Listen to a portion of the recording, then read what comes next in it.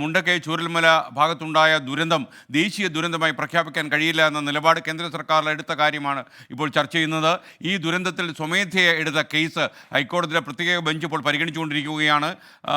മാത്രമല്ല ഈ കേന്ദ്രം കേരളത്തിൻ്റെ പ്രത്യേക പ്രതി പ്രൊഫസർ കെ വി തോമസിന് അയച്ച കത്ത് ഇപ്പോൾ കോടതി പരിഗണിക്കുന്നു. ദേശീയ ദുരന്തമായി പ്രഖ്യാപിക്കാൻ കഴിയില്ല എന്ന നിസ്സഹായത കേന്ദ്രം പ്രകടിപ്പിച്ചതായി സംസ്ഥാന സർക്കാർ കോടതിയിൽ പറഞ്ഞിരിക്കുന്നു. കൂടുതൽ വിവരങ്ങളുമായി KR ഗോപികൃഷ്ണൻ കൂടി നമുക്കൊപ്പം ചേരുന്നു. ഗോപികൃഷ്ണൻ, ശരിക്കും വയനാട് ദുരന്തത്തിന് ശേഷം മറ്റൊരു ദുരന്തം പോലെയാണ് ഈ ഒരു തീരുമാനം വന്നിരിക്കുന്നത്. പറയൂ ഗോപികൃഷ്ണൻ.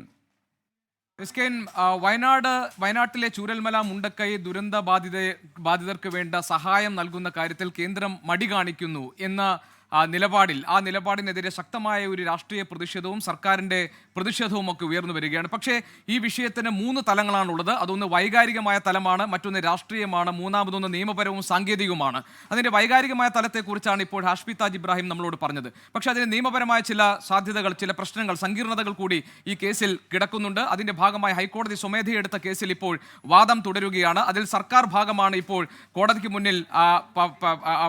മുന്നിൽ അവതരിപ്പിച്ചുകൊണ്ടിരിക്കുന്നത്. ഏറ്റവും പ്രധാനപ്പെട്ട കാര്യം താങ്കൾ നേരത്തെ സൂചിപ്പിച്ചതുപോലെ തന്നെ ഡൽഹിയിലെ കേരളത്തിൻ്റെ പ്രതിനിധി കെ വി തോമസ് കേന്ദ്ര സർക്കാരിൽ L3 വിഭാഗത്തിൽ പെടുന്ന ദുരന്തമായി വയനാട്ടിൽ ചുരൽമലയിലും മുണ്ടക്കൈയിലും ഉണ്ടായ ദുരന്തത്തെ പരിഗണിക്കണമെന്ന് ആവശ്യപ്പെട്ട് നൽകിയ കത്തിന് കേന്ദ്രത്തിൻ്റെ മറുപടി, കേന്ദ്രത്തിൻ്റെ പ്രതികരണം എന്നത് കേന്ദ്ര ആഭ്യന്തര സഹമന്ത്രിയുടെ വാക്കുകളിലൂടെ ഇന്നലെ പുറത്തു വന്നതാണ്. നിലവിലെ സാഹചര്യത്തിൽ കേരളത്തിൻ്റെ ദുരന്ത നിവാരണ ഫണ്ടിന് 394.99 കോടി രൂപ നീക്കിയിരിപ്പ് പണമായി കിടക്കുന്നുണ്ട്. അതുകൊണ്ട് തന്നെ അതിൽ നിന്ന് പണമെടുത്ത് ചിലവാക്കാവുന്നതാണ്. ഈ സാമ്പത്തിക വർഷം കേന്ദ്രത്തിൽ നിന്ന് ലഭിക്കേണ്ട തുക പൂർണ്ണമായും സംസ്ഥാനങ്ങൾക്ക് കൈമാറിയിട്ടുണ്ട്. മാത്രമല്ല ദേശീയ ദുരന്തമായി പ്രഖ്യാപിക്കാൻ കഴിയുന്ന ഒരു സാഹചര്യം നിലവിലില്ല എന്നതാണ് കേന്ദ്ര സർക്കാരിൻ്റെ നിലപാട്.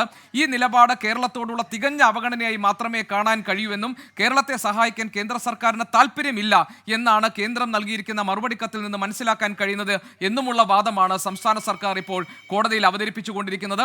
ഇതിൽ എന്തായിരിക്കും കേന്ദ്ര സർക്കാർ ഇനി കോടതിക്ക് നൽകാൻ പോകുന്ന വിവരങ്ങൾ, എന്തടിസ്ഥാനത്തിലാണ് ദേശീയ ദുരന്തമായി വയനാട്ടിൽ ഇത്രയധികം ജനങ്ങളെ ബാധിച്ച, ഇത്രയധികം ജീവൻ എടുത്ത, കേരളത്തിൻ്റെയും രാജ്യത്തിൻ്റെയും ശ്രദ്ധയിലേക്ക് വന്ന, ഒരുപക്ഷെ രാജ്യം കണ്ട ഏറ്റവും വലിയ ഉരുൾപൊട്ടൽ ദുരന്തമായി മാറിയ വയനാട്ടിലെ ജനങ്ങൾക്ക് എന്തുകൊണ്ടാണ് ഒരു ആശ്വാസ നടപടിയായി കേന്ദ്ര സർക്കാരിൻ്റെ ഭാഗത്തുനിന്ന് ഒരു പിന്തുണയോ സഹായമോ ലഭിക്കാതെ പോകുന്നത് എന്ന കാര്യത്തിൽ കേന്ദ്ര സർക്കാർ എന്ത് നിലപാട് കോടതിയിൽ സ്വീകരിക്കുമെന്നത് പ്രധാനമാണ്.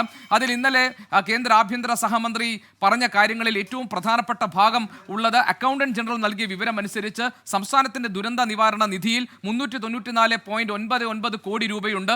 ഈ തുകയാണ് സംസ്ഥാനത്ത് ദുരന്ത നിവാരണ പ്രവർത്തനങ്ങൾക്ക് വേണ്ടി ഉപയോഗിക്കേണ്ടത്. അടിയന്തര സഹായങ്ങൾക്കായി ഈ തുകയാണ് ഉപയോഗിക്കേണ്ടത്. 10ാം ധനകാര്യ കമ്മീഷനിൽ പറയുന്നത് സംസ്ഥാനത്ത് ദുരന്തമുണ്ടായാൽ ആ ദുരന്ത നിവാരണത്തിന്റെ പ്രാഥമികമായ ഉത്തരവാദിത്വം എന്നത് സംസ്ഥാന സർക്കാരിനാണ്. അതിൽ കേന്ദ്രം ആവശ്യമായ പിന്തുണ നൽകും എന്നതുമാണ് കേന്ദ്ര സർക്കാരിന്റെ നിലപാട്. ഇത് സാങ്കേതികവും അതേസമയം നിയമപരവുമായ കേന്ദ്ര സർക്കാരിന്റെ നിലപാടുമാണ്.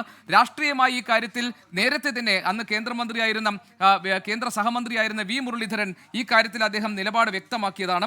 അതിൽ അദ്ദേഹം പറഞ്ഞത് 2013 ഓഗസ്റ്റ് 6 അന്നത്തെ കേന്ദ്ര ആഭ്യന്തര സഹമന്ത്രി മുല്ലപ്പള്ളി രാമചന്ദ്രൻ ലോക്സഭയിൽ ഒരു കാര്യം വ്യക്തമാക്കിയിരുന്നു.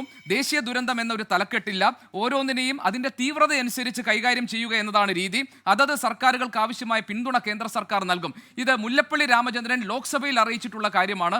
അതുകൊണ്ട് തന്നെ കേന്ദ്ര സർക്കാരിന് ഇത്തരം കാര്യങ്ങളിൽ ദേശീയ ദുരന്തമായി പ്രഖ്യാപിക്കുന്നതിന് സാങ്കേതികമായ ചില തടസ്സങ്ങളുണ്ട്. അതുകൊണ്ട് സാങ്കേതികമായും നിയമപരമായും കേരളത്തിന്റെ ആവശ്യങ്ങളോട് ആ തരത്തിൽ അനുഭാവപൂർവ്വം പരിഹരിക്കാനോ കഴിയില്ല എന്ന നിലപാടാണ് കേന്ദ്ര സർക്കാർ സ്വീകരിക്കുക. ഒരുപക്ഷെ ഇതേ നിലപാട് തന്നെയായിരിക്കും സംസ്ഥാന സർക്കാർ കേന്ദ്രത്തെ കുറ്റപ്പെടുത്തുമ്പോൾ കേന്ദ്ര സർക്കാർ കോടതിയിൽ സ്വീകരിക്കാൻ പോകുന്നത്. നമുക്കറിയാം SK 2013 ഉത്തരാഖണ്ഡിലെ വെള്ളപ്പൊക്കത്തിലും 2014 ആന്ധ്രാപ്രദേശിൽ ഉണ്ടായ ചുഴലിക്കാറ്റിലും ഇത് രണ്ടും ദേശീയ ദുരന്തമായി പ്രഖ്യാപിച്ചിരുന്നു. എന്നാൽ അതേ വർഷം 2014 ചെന്നൈയിൽ വെള്ളപ്പൊക്കം ഉണ്ടായപ്പോൾ തമിഴ്നാട് സർക്കാർ അത് ദേശീയ ദുരന്തമായി പ്രഖ്യാപിക്കണമെന്ന് കേന്ദ്ര സർക്കാരിനോട് ആവശ്യപ്പെട്ടിരുന്നു. എന്നാൽ കേന്ദ്ര സർക്കാർ അതിന് തയ്യാറായില്ല.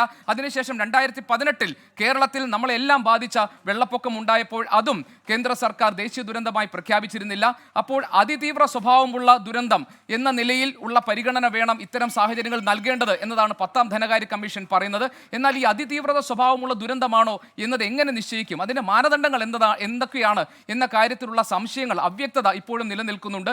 ഒരു സംസ്ഥാനത്തെ ജനവിഭാഗത്തിലെ 1/3 ആളുകളെ ബാധിക്കുന്ന പ്രശ്നത്തെയാണ് തീവ്ര സ്വഭാവമുള്ള ദുരന്തമായി കണക്കാക്കുക എന്നതാണ് അതിൽ പറയുന്ന മാനദണ്ഡങ്ങൾ. ആ മാനദണ്ഡങ്ങൾ പ്രകാരം വയനാട്ടിലെ ചൂരൽമലയിലും മുണ്ടക്കയിലും ഉണ്ടായിട്ടുള്ള ദുരന്തത്തെ ആ നിലയ്ക്ക് ദേശീയ ദുരന്തമായോ അതിതീവ്ര സ്വഭാവമുള്ള ദുരന്തമായോ പരിഗണിക്കാൻ കഴിയുമോ എന്നതിലുള്ള സംശയമാണ് ഇപ്പോൾ നിലനിൽക്കുന്നത്.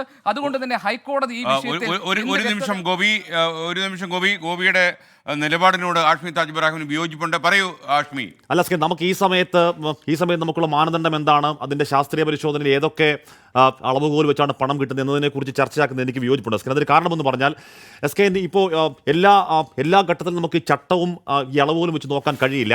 അത് കേന്ദ്ര സർക്കാരിന് വളരെ നന്നായി അറിയാം. എസ്കെ, ഒഡീഷയ്ക്ക് ഈ മെനിഞ്ഞാന്ന് 201 കോടിയാണ് കേന്ദ്ര സർക്കാർ എന്ന് പറഞ്ഞാൽ ഒഡീഷയ്ക്ക് ഈ പറഞ്ഞ ദുരന്ത നിവാരണ പ്രവർത്തനത്തിന് പണം കൊടുത്തതിന് പിന്നാലെ ഇന്നലെ എന്തോ ഫയർ മാനേജ്മെന്റ് എന്നൊക്കെ പറഞ്ഞ് പല സംസ്ഥാനം കൊടുത്ത 586 കോടിയിൽ 201 കോടി ഒഡീഷയ്ക്ക് അങ്ങോട്ട് അനുവദിച്ചു. ആന്ധ്രാപ്രദേശിന് 1036 കോടി രൂപ അനുവദിച്ചു. എസ്കെ, ഇവിടങ്ങളിലൊക്കെ ഒരു പ്രത്യേക അനാലിസിസ് ടീമൊന്നും ഇല്ലാതെ അല്ലെങ്കിൽ വിലയിരുത്തൽ ടീമൊന്നും ഇല്ലാതെ കേന്ദ്രം അറിഞ്ഞ് പണം കൊടുത്തതാണ്.